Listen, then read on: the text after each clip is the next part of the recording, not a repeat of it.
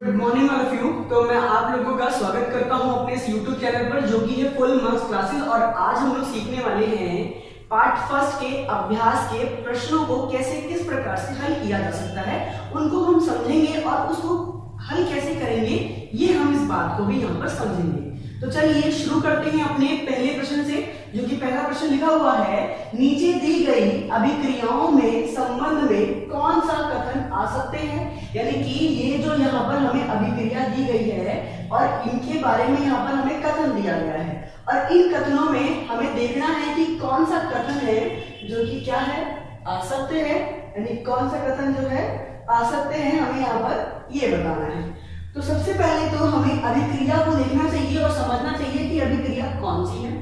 तो देख सकते हैं हम लोग कि यहाँ पर PbO यानी कि लेड ऑक्साइड में जब कार्बन को के साथ अभिक्रिया कराई गई तो कार्बन ने लेड को उसके स्थान से हटाकर उसका स्थान लेकर कार्बन डाइऑक्साइड बनाया। कहने का मतलब हम इसको विस्थापन अभिक्रिया भी कह सकते हैं, परंतु यहाँ पर हम इसको विस्थापन नहीं, यहाँ पर हम इसको देखेंगे ध्यान से।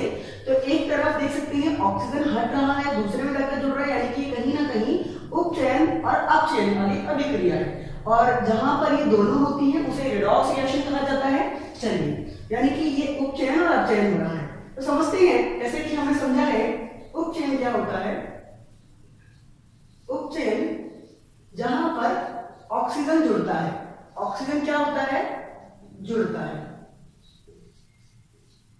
क्योंकि यहां पर ऑक्सीजन ही जुड़ रहा है। और अपचयन क्या होता है, और हमने समझा है अपचयन क्या होता है, जहां पर ऑक्सीजन ह्रास होता है, ह्रास होता है, ऑक्सीजन का ह्रास होता है, ये कहा जाता है। चलिए, ये तो उपचयन अपचयन हो गया। अब ध्यान से हम देखें इसको, तो हम कह सकते हैं क्या कि ये जो लेड ऑक्साइड है, यानी कि इस लेड ऑक्साइड में जब कार्बन मिलाया गया, यानी कार्बन जब अभिक्रिया कराई गई तो लेड ने ऑक्सीजन हटा दिया, यानी कि यहाँ लेड ऑक्साइड ने लेड ऑक्सीजन को रिमूव कर दिया, केवल क्या बन गया, लेड, जैसा कि ऊपर दिख रहा है। यानी कि ये यहां से इसमें परिवर्तन हुआ। अगर हम ध्यान से इसको देखें तो हमें यहाँ पर दिख रहा है कि ऑक्सीजन का क्या हो रहा है, ह्रास हो रहा है, यानी कि यहाँ पर क्या हुआ, यहाँ पर कहीं ना कहीं अपचयन हो रहा है, यहाँ पर अपचयन हुआ। वहीं दूसरी तरफ हम देख सकते हैं ये जो ऑक्सीजन हटा तो किससे जुड़ गया, कार्बन से, यानी कि कार्बन में O आकर जुड़ गया। तो हम नीचे हम समझे तो नीचे हमें समझ में आ रहा है कि यहाँ पर उपचयन हो रहा है। क्या हो रहा है, उपचयन। तो अपचयन किसका हुआ, लेड ऑक्साइड का, किसमें परिवर्तन हो गया, लेड में। कार्बन का उपचयन हुआ और क्या जुड़ गया उसमें, ऑक्सीजन, तो क्या बन गया, कार्बन डाइऑक्साइड, यानी कि यहाँ पर उपचयन और अपचयन हुआ। चलिए, अब हम कथनों को पढ़ते हैं और समझते हैं कि कौन सा कथन यहाँ पर सही है और कौन सा गलत है। तो पहला कथन है कि सीसा अपचयित हो रहा है। तो प्रश्न उठता है कि सीसा क्या होता है। तो सीसा हम लेड को कहते हैं, यानी कि जब यहाँ पर केवल Pb होता तो हम लेड को सीसा कहा जाता है। उसका साधारण नाम क्या है, सीसा है, और वैज्ञानिक नाम जिसको हम समझते हैं यहाँ से क्या, लेड है। तो यहाँ पर हम देखें तो यहाँ पर लेड तो नहीं है, लेड ऑक्साइड है, और लेड ऑक्साइड का अपचयन हुआ है ना। अब अपचयन किसका हुआ है, लेड ऑक्साइड का, ना कि लेड का। तो इसीलिए पहला जो हमारा कथन है वो क्या हो गया, गलत है। अब बढ़ते हैं अपने दूसरे कथन की तरफ, जो कि लिखा है कार्बन डाइऑक्साइड उपचयित हो रहा है। तो उपचयित तो हुआ है, उपचयन तो हो रहा है, उपचयित मतलब उपचयन तो हुआ है, पर किसका हुआ है, कार्बन का हुआ है ना। क्या कार्बन डाइऑक्साइड का हुआ है, तो आंसर है नहीं। तो इसी प्रकार हमारा दूसरा कथन भी गलत है। अब सवाल आगे बढ़ते हैं तीसरे में, तो लिखा होगा क्या कार्बन उपचयित हो रहा है। तो हमने देखा कि कार्बन में ऑक्सीजन जुड़ा है, यानी कि इसमें क्या हो रहा है, उपचयन हो रहा है, यानी उपचयित हो रहा है, यानी कि बिल्कुल कथन हमारा तीसरा बिल्कुल सही है। चौथा कथन कहता है लेड ऑक्साइड उपचयित हो रहा है। ये जो हमारा लेड ऑक्साइड है, क्या ये उपचयित हो रहा है, तो हाँ, हम देख सकते हैं यहाँ पर हमारा लेड ऑक्साइड है, इसमें से ऑक्सीजन हट गया, यानी कि क्या हुआ, क्या हुआ, उपचयित हुआ, यानी कि अपचयित हुआ। तो कहीं ना कहीं क्या हो रहा है यहाँ पर, अपचयन यानी उपचयित, अपचयन हो रहा है, यानी कि अपचयित हो रहा है, यानी कि हमारा ये वाला कथन भी बिल्कुल सही है। अब हम पढ़े अपने प्रश्न को देखें तो उसमें लिखा था कि हमें बताना है कौन सा कथन आ सकते हैं। तो पहला और दूसरा आ सकते हैं। तो अब देखते हैं ऑप्शन में, तो ऑप्शन में देख सकते हैं पहले ऑप्शन में हमें दिख रहा है कि A एंड B, तो हम इसी को क्या करेंगे, टिक कर देंगे। और इस तरीके से हम अपने पहले प्रश्न को हल करेंगे। बढ़ते हैं हम लोग अपने अगले प्रश्न की तरफ। तो प्रश्न कहता है कि यहाँ पर एक अभिक्रिया लिखी है और कह रहा है ऊपर दी गई अभिक्रियाओं को किस प्रकार की है, यानी ये जो अभिक्रिया का उदाहरण यहाँ पर जो दिया गया है वो कौन सी अभिक्रिया है, और यहाँ पर हमें 4 विकल्प दिए हुए हैं और इन 4 विकल्पों में से हमें ये पहचानना है कि ये अभिक्रिया कौन सी है।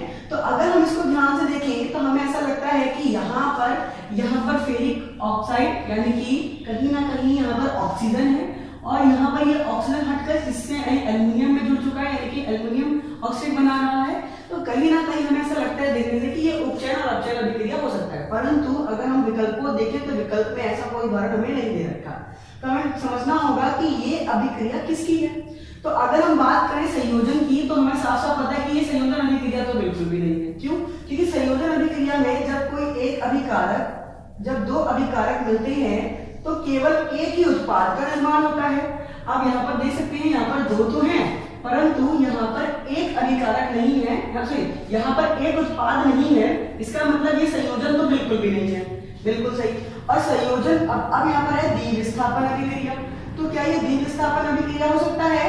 तो शायद हो सकता है, परंतु यहाँ पर ये वो भी अभिक्रिया नहीं है। क्यों नहीं है? क्योंकि संयोजन अभिक्रिया द्विविस्थापन अभिक्रिया में जब 2 यौगिक जैसे कि AB कोई यौगिक है और उसकी अभिक्रिया CD के साथ हो रही है तो ये यहाँ पर क्या बनेगा? यहाँ पर AD प्लस CD बनेगा, यानी कि यहाँ पर दो अलग अलग क्या हो परमाणु हो, यानी कि 2 अलग अलग क्या हो यौगिक, कहने वाला 2 यौगिक हो।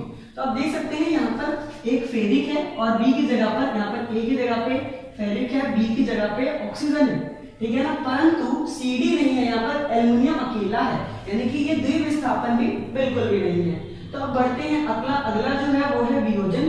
तो भाई संयोजन का विपरीत होता है वियोजन, और ये वियोजन भी नहीं है। क्यों? क्योंकि वियोजन में एक अभिकारक अभिक्रिया करके 2 या 2 से ज्यादा उत्पाद में टूटता है। यहाँ पर एक नहीं, यहाँ पर तो 2 है, तो ये तो वियोजन अभिक्रिया भी नहीं है। अब हमारे पास जो आखिरी बचा है और कहीं ना कहीं ये विस्थापन अभिक्रिया भी है।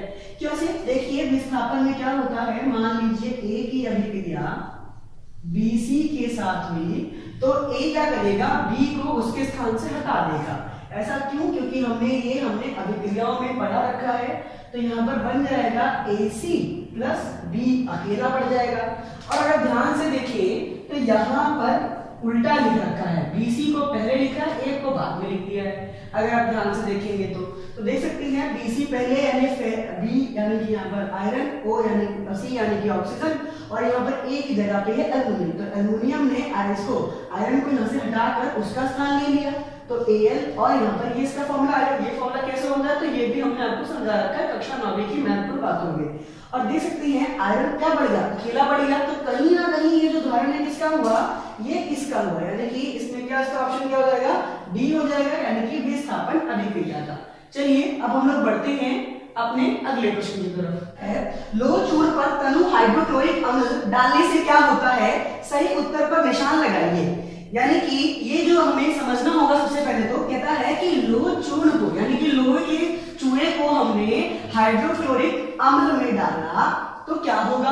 अब हमें विकल्प दे रखे हैं, तो विकल्प पर जाने से पहले कहीं ना कहीं हमें पहले इस अभिक्रिया को करके देखना चाहिए। तो कैसे करेंगे? हम सब जानते हैं लोहे को हम लोग Fe से दर्शाते हैं, यानी इसका प्रतीक होता है लोहे का, और हाइड्रोक्लोरिक अम्ल का जो सूत्र होता है वो HCl होता है। तो जब हमने लोहे को HCl में मिलाया तो इसमें क्या होगा? तो हम देख सकते हैं कि ये इस प्रकार की अभिक्रिया हम लोगों ने क्रियाकलाप तीसरे में भी देखा था, जहां पर जिंक के चूर्ण को हम वहां पर सल्फ्यूरिक अम्ल में डालते हैं। कुछ उसी प्रकार की अभिक्रिया ये भी है और इसको भी वैसे ही करेंगे। तो जब ये आपस में मिलते हैं तो इसमें मिलने से आयरन क्लोराइड और हाइड्रोजन गैस का क्या होता है?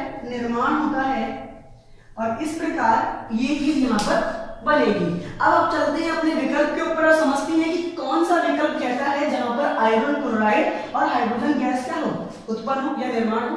तो पहला ई विकल्प अगर आप देखेंगे तो लिखा हुआ है हाइड्रोजन गैस एवं आयरन क्लोराइड बनता है। और यही हमारा पहला विकल्प ही हमारा क्या है, पहला आंसर है।